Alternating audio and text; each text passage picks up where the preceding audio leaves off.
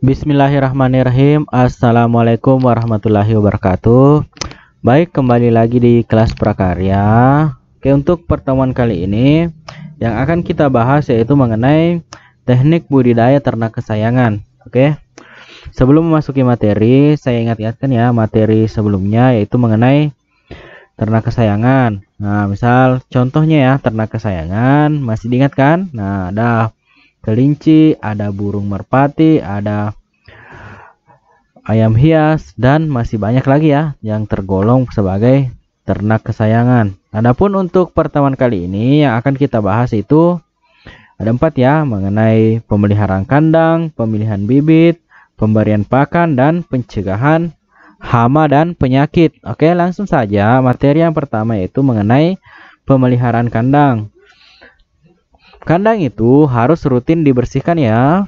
Ini sangat penting ya dalam budidaya ternak kesayangan. Nah, biasanya kandang itu dibersihkan minimal seminggu sekali. Itu untuk menjaga kelembapannya. Ini juga sangat penting untuk agar kandang itu terhindar dari jamur ataupun penyakit yang tidak diinginkan.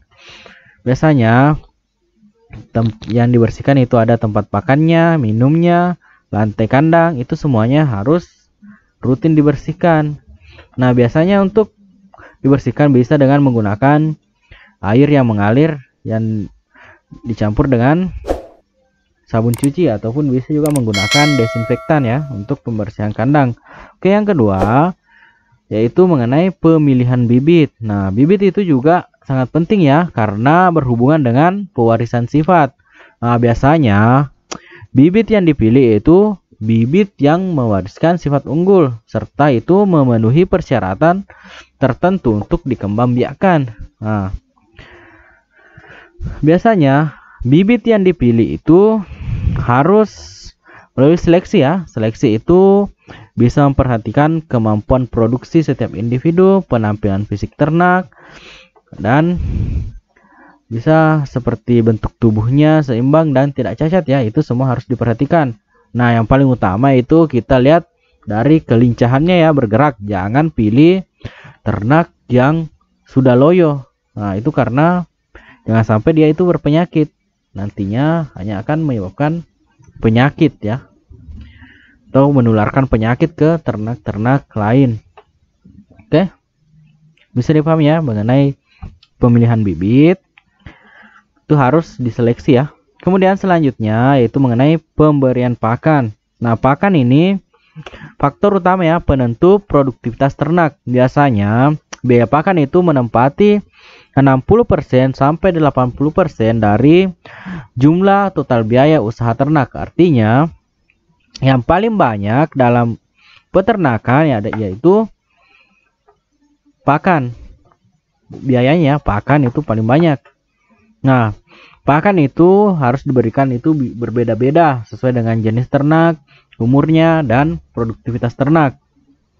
Juga harus diperhatikan yaitu jumlah kebutuhannya, waktu pemberian, dan cara pemberian pakan. Nah, misalnya kalau ayam, biasanya ayam itu kita berikan pakan 3 kali sehari, yaitu pada pagi hari, siang, dan sore. Itu juga harus disesuaikan takarannya, jangan sampai pakannya terlalu banyak ataupun terlalu sedikit. Oke,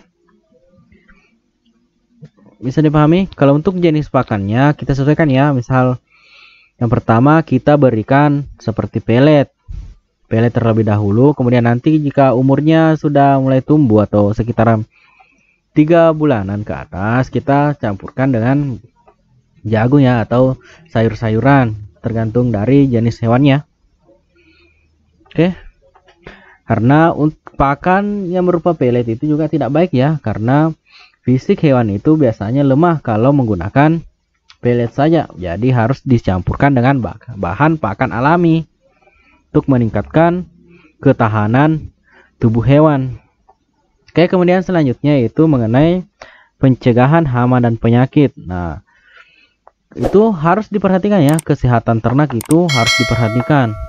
Nah, ini karena sangat erat hubungannya dengan tingkat produktivitas dan masalah penghasilan usaha peternakan. Nah, pada umumnya pencegahan dan pengendalian hama itu dilakukan dengan kebersihan lingkungan kandang, pemberian pakan harus sesuai dan memenuhi gizi, serta menyingkirkan sesegera mungkin ternak yang sakit.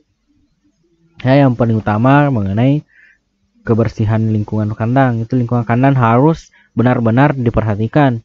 Yang kedua mengenai pakannya, pakan yang diberikan itu juga harus bisa memenuhi gizinya. Nah, seperti yang tadi, jangan hanya memberikan peletok saja, kita harus menggunakan pakan yang berbeda-beda agar gizi hewan itu seimbang. Kemudian yang ketiga, jika ada hewan misal terlihat sakit atau menandakan gejala-gejala sakit, itu harus segera dipisahkan ya.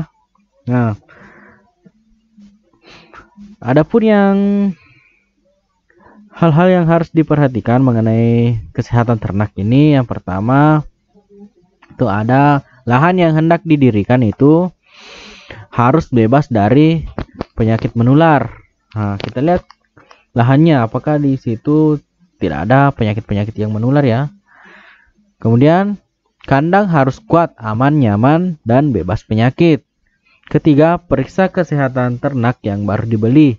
Jika terdapat tanda-tanda kurang sehat, ternak dapat segera diobati. Misal kita baru membeli ternak, itu jangan langsung digabung ya. Kita periksa memang betul-betul apakah ternak yang kita beli itu sehat. Jika memang sudah sehat, baru kita gabungkan dengan ternak lain. Biasanya itu kalau yang memiliki beberapa kandang, biasanya kandang atau ternak yang baru dibeli itu kita pisahkan dulu, jangan langsung digabung. Apakah 3 hari sampai 1 minggu baru kita gabungkan.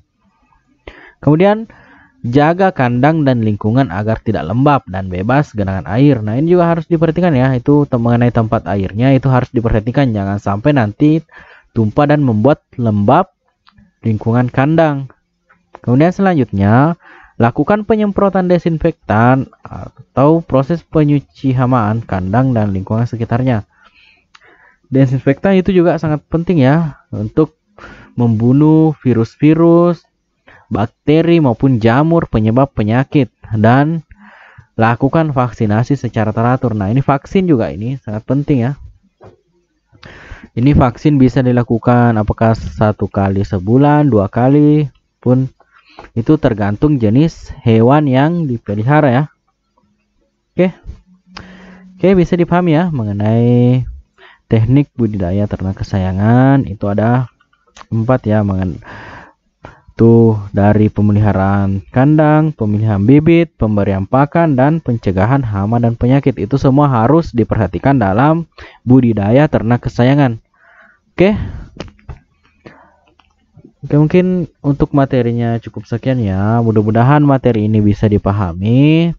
Dan jika ada yang kurang jelas, silahkan anakku tanyakan. Oke, jika ada kekurangan mohon dimaafkan ya. Sekian, wassalamualaikum warahmatullahi wabarakatuh.